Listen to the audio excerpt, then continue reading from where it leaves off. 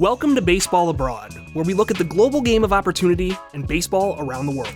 I'm Ryan Fox. I'm Devon Ramirez, aka World Baseball Traveler. I've played in over 10 plus countries. I've helped players get signed international, 40 plus now. I also work with baseball jobs overseas, a great platform for players to find a way to extend their career. One of my passions not only is traveling the world, experiencing different cultures, learning more about myself, putting my priorities completely changed once I went overseas. But it's also to help the next generation of baseball players, because I believe a lot of them don't realize that after college, if you don't get drafted, or even when you do get drafted and then eventually released, if you don't make it to the big leagues, your career doesn't have to end. And it's a different format than indie ball. It's different than, going to play indie ball and chasing a little small paycheck and living small paycheck to small paycheck, just for the hopes to get picked back up. I think international baseball gives you an opportunity to experience what it would be like to live internationally at the same time playing the game that you love. So I'm really excited to explore this with you, to talk stories, to bring on people that have experienced it in different ways, and have them share their stories. And I believe at some point, this podcast will connect with those of you that are watching, whether you're a fan, whether you're a aspiring baseball player looking to play overseas, or somebody that is in the middle of your overseas journey that could use a tip or two on how to extend it and what else to experience. I'm coming into this as kind of an international baseball fan, international baseball passionate fan, if you will. I used to work in Pittsburgh for KDKA, which is the CBS station there, and they gave me the opportunity to cover the World Baseball Classic in 2023. I've also experienced Czech culture around baseball in the Czech Republic. When I was an undergraduate student at SUNY Oswego in New York, I was able to study abroad in Brno. I just wanted to work around international baseball, around places like Europe, in Australia, in Asia. And I think that talking with you here is a great opportunity to tackle that kind of storytelling where we're talking about how you play over there, how players from the US can kind of go over there and live, which to a certain extent I was able to experience as a student. Baseball really is a global game of opportunity, and I think that it's something that we can kind of show to players here in the US. The global game of opportunity. I think it's interesting that you touch on that, because I think the cool part for me is being able to do this with somebody that experienced overseas baseball in a different way than I did. I'll never be able to experience it the way that you did. Being a student abroad, being a fan of the game, experiencing it from the other side of things, not on the field, but as a fan, interviewing players, in that sense. So I think we have a really unique two-way perspective when we talk about international baseball. When I first went to Europe as a student, I mean, it was 2019. I didn't know that baseball was all that big over there. The most experience that I had learning about international baseball was through like out of the park baseball or something like that. I think you were in that game actually back then. I had the baseball classic qualifier rosters included. And I Yep. was one of those crazy people that would like go in and unretire all of the players for like the Philippines national team or Brazil or something, and like do the tournament in game. Nice. Mind you, I was like 19 or 20 years old. Yeah. It served as a great way to kind of see where baseball was, but you don't really get a good understanding for what the culture is around, like, say, the Czech Republic or Germany. The thing that kind of stuck out to me once I was in Europe, um, having seen baseball in the Czech Republic, was that it's different cultures around the game that you kind of wouldn't expect as a fan. Like, you think about soccer or football, it's the same game in different places. But, like, with baseball, it's interesting that, like, between Europe and between the US, like, I know you mentioned indie ball. It's a completely different setup. It's a completely Yes. different, like, way of play, different culture around it. It kinda mirrors soccer more than most people over here would think, and it was so different than, like, the franchise model of baseball here in the US. What you're alluding to and what you're pointing at is they're called clubs here. For the viewers, we could break down the levels in Europe. The top tiers really are you have the Netherlands, you have Italy, that for a long time were hot destinations for people that went overseas in Europe and played baseball. You find a lot of professional ex pro guys that go play in the Netherlands and Italy. Baseball there is a little bit more deeply engraved. And then you have countries like Germany and Czech Republic that I would put in the tier two. And Czech Republic at this stage in world baseball is beginning to be a tier one in terms of how well the national team is doing, how well their league is set up. And then you have tier three, which a lot of people don't know about. You know, that's Belgium, Austria, Sweden. They even have baseball in Finland. There are a lot of opportunities to go out and play. So that's tier one, tier two, and tier three. What you can expect competition wise Netherlands and Italy, like I talked about earlier, guys with resumes of professional baseball. In the tier two, Czech Republic, Germany, you'll find guys that not only have professional resumes, but also guys that have played indie ball, guys that have played top level college. And then as you get to the tier three, it's more sprinkled in with top tier colleges, JUCOs, Division two guys that you can see in terms of imports. What do I mean by imports? So a lot of these leagues have rules or the way it's set up is they have a certain amount of imports. When I was in Czech Republic, you were allowed to have as many imports as you wanted, but only two position players could be on the field that were non-EU passport holders. In Czech Republic, it was actually if they didn't have a Czech passport, they counted as an import. You were allowed to pitch one import at a time, and you can bring them in back to back. And I think that was in if we're touching on why I think Czech Republic is where they're at currently is because I believe their league isn't afraid to adjust with what they need in terms of bringing in competition for their local guys. They had teams that didn't have much pitching, so those teams would go out and get a bunch of imports and pitch import after import after import, which made them a little bit more competitive with the teams that had homegrown pitching. I really like the way they tailor their league to what the teams need in order for it to be competitive for their homegrown talent. Because at the end of the day, they want to, build the Czech national team. Here in Germany, where I'm currently at, you are only allowed to pitch one import, and that's in game two. So that import can be a starter, can be a reliever, but you can only throw one. We can also have two position players, imports, and in Germany, an import is only a non-EU passport holder. Currently on our team, we have some guys from France, we have some guys from Spain. As long as you have an EU passport, then you do not count it as an import in Germany. You can also not have them play up the middle in the same game. So you can't have an import catcher with an import shortstop. You Really? can't have a yeah, exactly. They're gearing it towards development up the middle. Catchers, shortstops, pitchers, center fielders, etc. They're trying to gear it in that sense.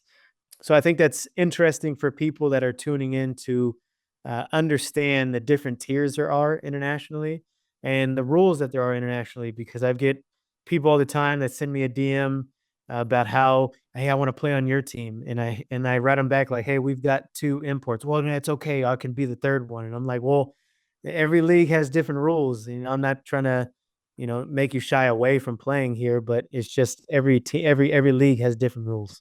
Sure, and I mean, like, you see that in kind of the professional leagues outside of the US and outside of Europe as well. I Mhm. know in, like, South Korea, the former Yankees outfielder Esteban Florial was just cut Yeah. even though he was performing well because the guy that they brought in as an injury replacement was hitting better than him. That's a professional league doing kind of the same thing. Is Germany Mhm. professional or is it amateur? So Germany is technically considered a professional league. They just rebranded. They are now the Deutsche Baseball League. They used to be the Bundesliga, which is also the top level when it comes to soccer, and that's coming full circle, like you said earlier, about how they mimic the soccer format. But yeah, now we are the DBL, and they're in a direction of rebranding and making some exciting moves to try to keep up with their neighbors next door in Czech Republic that are really, on an international scale, making a lot of noise. Yeah, and I mean the Czech Republic also, the extra liga is what they call the hockey league there as well. So Yeah, kind of following the same branding of following a bigger league at the start. What kind of audience do these leagues have? it really just depends. So we start semifinals on Saturday and Sunday. Okay. And I would expect us to have close to 1,000 fans. And this is again in Regensburg. If you're viewing this episode, do your research, look into Regensburg. You'll kind of get a sense of what a top-notch facility looks like here. Armin Wolf Arena. It's absurd what we have, but I'm expecting close to 1,000 fans. I know in Prague Baseball Week, which is what I got to play in and experience in Czech Republic, they used to have international teams, not only import teams, but Spanish national team, Italian national team. We all used to be able to be in it. Now they're moving towards just having country national teams in it. So this past year or this couple weeks ago, it was Czech Republic, Germany, Austria, and Italy. And they had a really, really good showing. I tuned in for a game and the fans were just packed. I mean, it was crazy. And that's an accolade to what Czech Republic is doing in terms of growing the game of baseball in their country. Germany was able to win Prague Baseball Week, which was huge for Germany because that's on the way to getting some notoriety here and really pushing the sport here.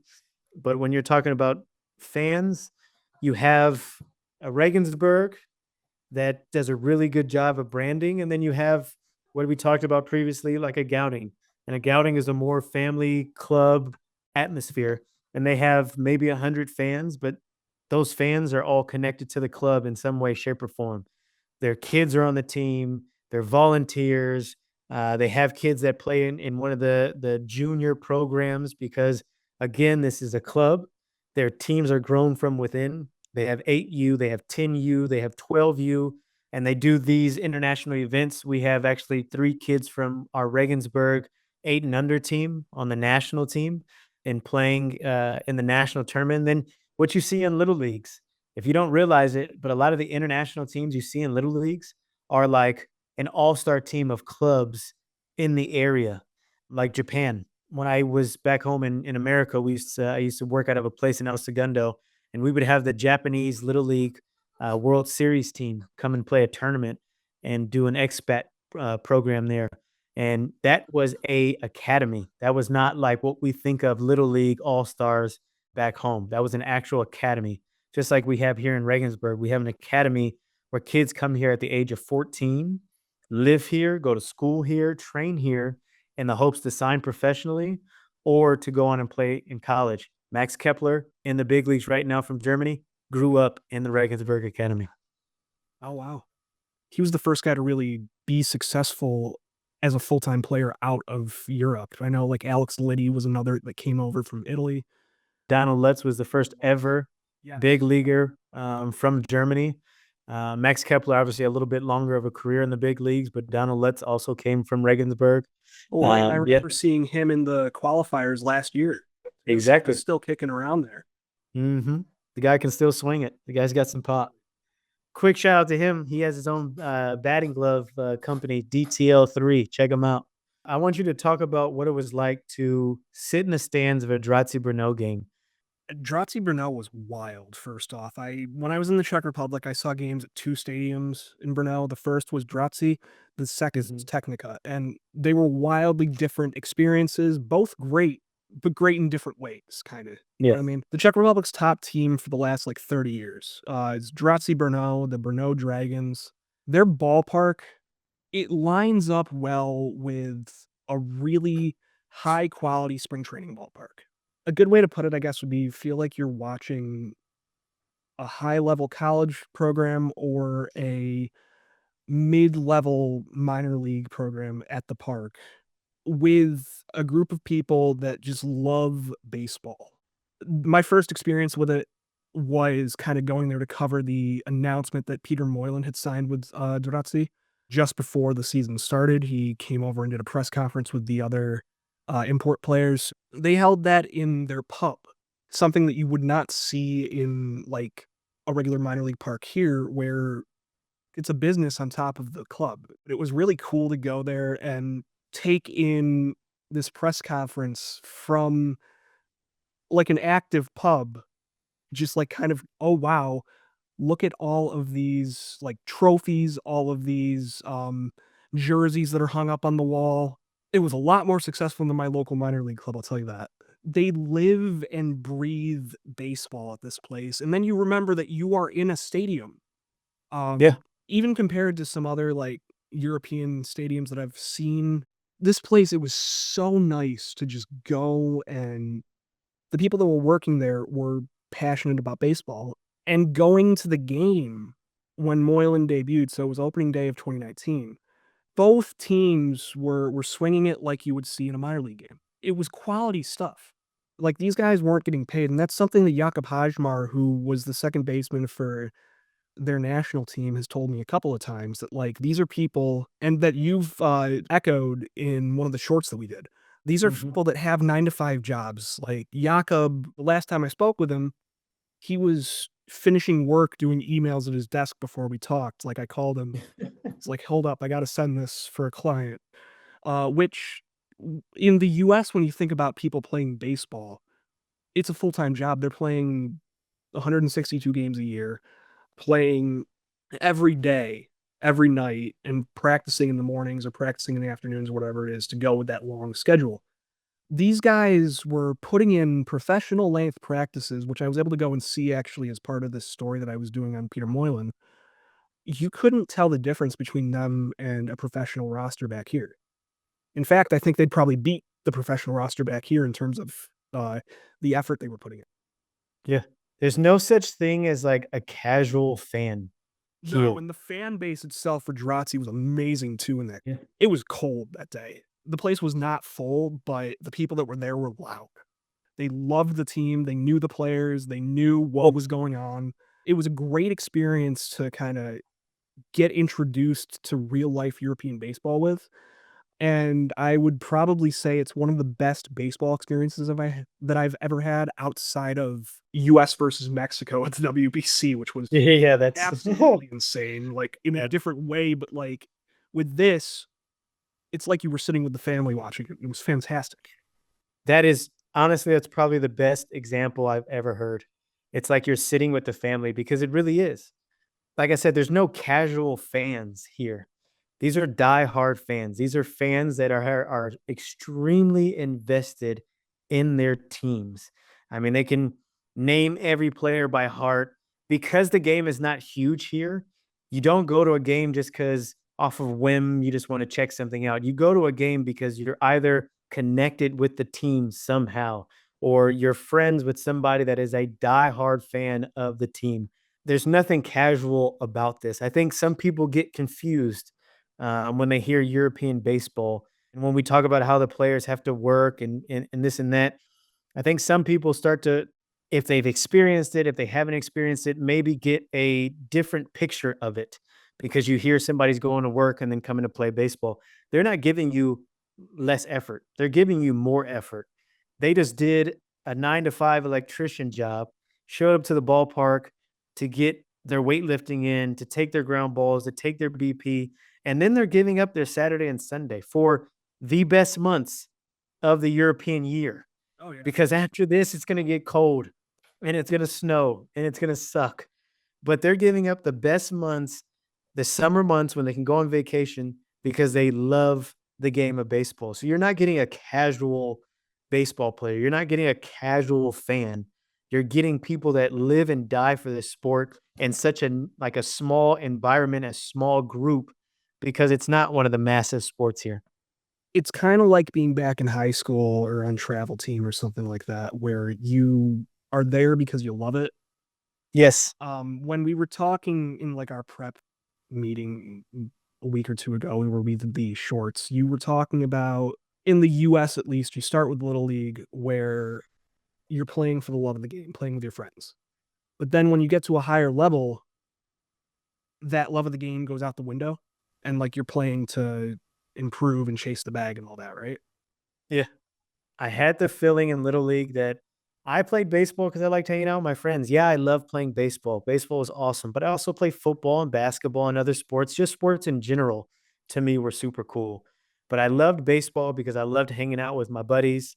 I loved the snack shack after the game. I loved going to practice and being with my friends. Like there's a love and a passion there. And as I continued to play baseball and got out of high school and went to college and was grinding in college and then did the indie ball thing, and that's when baseball became like more of a chore and it became something that I loved. Like I remember vividly sitting on the couch one day and like thinking to myself, like, I really hate baseball. I don't want to watch it on TV. I don't want to play it. It's just I don't know what else to do. And this is why I still do baseball. It wasn't until I experienced going overseas for the first time where I finally fell in love with the game again, because it wasn't so much built around me having to perform, but it was more built around me having fun with with guys that are passionate about the same thing. Like my first time in Australia, hanging out with the boys was we would go fishing. We go on one of the guys' boats and go out, hang out on the river, or go out to a dinner every Wednesday night. The club had club nights on a Tuesday where it was parmies and a beer that you could get, and you stick around. And because there's different levels in that club, there's like the older guys that play A grade and D grade and B grade, and then the younger guys that play State League Two, and then it was us, the State League One team, and you guys hang out having beers together, talking about how the games went the week before. And that's when I fell in love with baseball again, because it became more of a club family atmosphere than it was for like, hey, dude, you haven't gotten a hit in 3 games. We're gonna sit you, and now you're on the bubble of maybe going home. So the reason that I brought that up is because, like, talking to players that have played in Europe, players that are from Europe, I mean, even seeing guys that came over here like Jakob, talking about his experience in the US, or watching Martin Cervenka play for Syracuse for a time, these guys love the game still. They still have that Absolutely. love of the game while they're playing at a high level, which I think is just a really cool experience for someone that's grown up on American baseball, that's grown up on Major League Baseball, where Alex Rodriguez is getting $300 million, or Shohei is getting like $700 million or 500 or whatever it is. Just like these crazy contracts that are definitely kind of making these players seem a little bit less like your neighbor down the street or something. Yeah. You have these guys in the Czech Republic that are really good, that are getting like highlighted by Major League Baseball as part of the World Baseball Classic, that are, at least when I was there, playing an amateur game. In the meeting that we had the other week, you were talking about how, while you were doing this high level baseball, you were also experiencing getting groceries in a different language or something like that. Yeah. So, and that really spoke to me, by the way, because I experienced that as a student, like trying to figure out what Alberts or something was in Yeah. Czech Republic. And like, what is this sign on top of the sea or something? What's going on here? Yeah. I think this is milk. I'm not sure. It might be powder. I don't know. Yeah. I think first and foremost, the thing that comes to my mind is my teammates really do inspire me in some way, shape, or form. Every teammate that I've had since I've been overseas, like if these guys can go to work all day and then come to practice with a smile on their face and laugh and have a good time, it's like I have no reason to complain about anything. Like life is good. The next thing that comes to my mind is it's been extremely fun to play with a lot of the guys that I've played with, because they're in it for the same reasons that I'm in it. Yes, we want to win a championship. We're not going to dedicate all this time out of our life to not try to win the ultimate goal of a championship. But there's also the fact that a lot of these guys are in it because their friends that they've been lifelong friends with also play baseball. For instance, the team that I'm on, half of my team have known each other since they were 14 years old. They all left their villages or Berlin or Dorn or wherever they're from to come live here in Regensburg since the age of 14. And they've been with each other every single day since the age of 14. And that brotherhood is huge. And when you get welcomed into something like that is pretty amazing. And I think that's something that, like you said, goes back to like those little league days of like your best friends were on your team. Pool parties, sleepovers, all that stuff were your best friends on your team. And you didn't care if your best friend went 0 for 4. Your best friend wasn't trying to take your job he wasn't trying to play the same position you were playing because he's trying to make it to the next level over you. We all pull in the same direction, and that's really refreshing since I've been overseas, is being with a group of guys that are genuinely interested in who you are and not what you can do. It seems like a very special situation for guys, and, like, you hear that with soccer, where people go to, like in England, they go to, like, the Liverpool Academy or something, or the Everton Academy or what have Mhm. you, for these brands that people know outside of the country, but in baseball around Europe, like what you're saying in Regensburg and in Brno or Prague or wherever, these guys are getting that experience where Yeah, here, it's a pay-to-play thing. yeah. It's really crazy. Like I think about it. I know it's part of my everyday life, but I've never like sat down to really talk about it. But I think that's something that keeps me going at 36 years old. And why I am still playing baseball and why I plan to play baseball until I'm 40 something years old is because there's a unique passion here. I've always been a firm believer in baseball and I'm a coach here in Regensburg. I coached in Australia. I've coached in indie ball. The best teams I've ever been on were the closest teams, the teams that didn't have the best players. You don't need to have the bonus babies, the guys that drop bombs, the guys that throw 97. You need a team that's going to pull for each other, a team that plays for each other, especially in international baseball. I've seen a lot of teams go out and get the best player they can find, and that player not buy into the lifestyle here because it's very unique.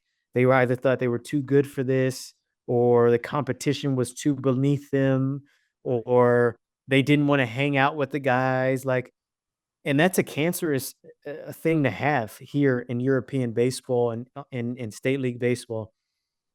The teams that I've been lucky enough to coach, my number one goal was to figure out ways to bring them as close together as you possibly can, whether that be a night out at the bars where you guys are just getting wasted and coming up with the funniest shit ever, and having stories the next day and laughing about a guy who we have a guy here. I'm not going to name his name, but he decided to jump on a scooter after a night out and ran into a couple walls on the way home. And we've been giving him crap for it for the whole season. And he laughs about it. We laugh about it. But those are the kind of things that you get to really, really hone in on here in international baseball because the money is not involved and guys aren't chasing this huge paycheck. So it really gets back to the reason why I love baseball. And that's the idea that I can accomplish so much more if I'm on a team that pulls for each other. If my second baseman goes 4 for 4, I'm more excited for him going 4 for 4 than me hitting a home run that day because that's the kind of thing that you need in order to win here. And I think that's why I love baseball here so much. You do so much for, like, bringing people over to Europe. You were talking earlier about baseball jobs overseas, about your own experiences with it, and that's all stuff that we're going to be exploring throughout this. I think that really to introduce people to European baseball, to Australian baseball, and eventually to stuff like your national team experience and tournaments and that kind of thing.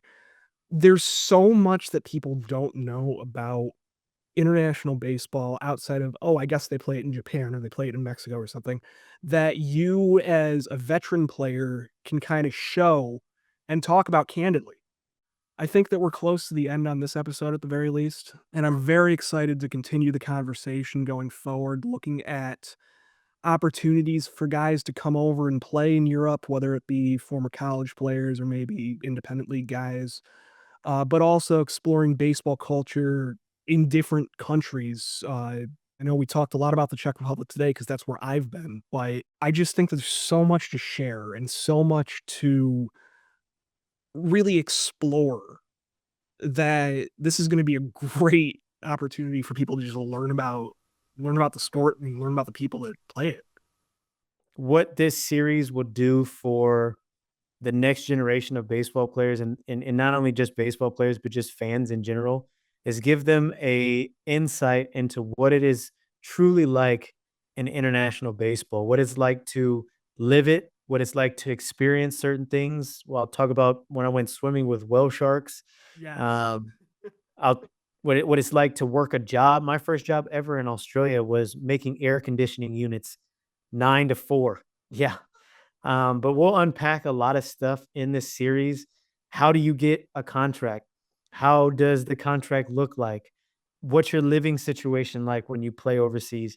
We're going to unpack a lot of stuff. We're going to share a lot of information that if you're a baseball player or a baseball fan, this knowledge that you can gain from this podcast, this series that we're doing, is really going to take you into an in-depth look as to what it's like to live overseas and play the game and experience the game that a lot of us love and what we are very passionate about. So I'm very excited about it.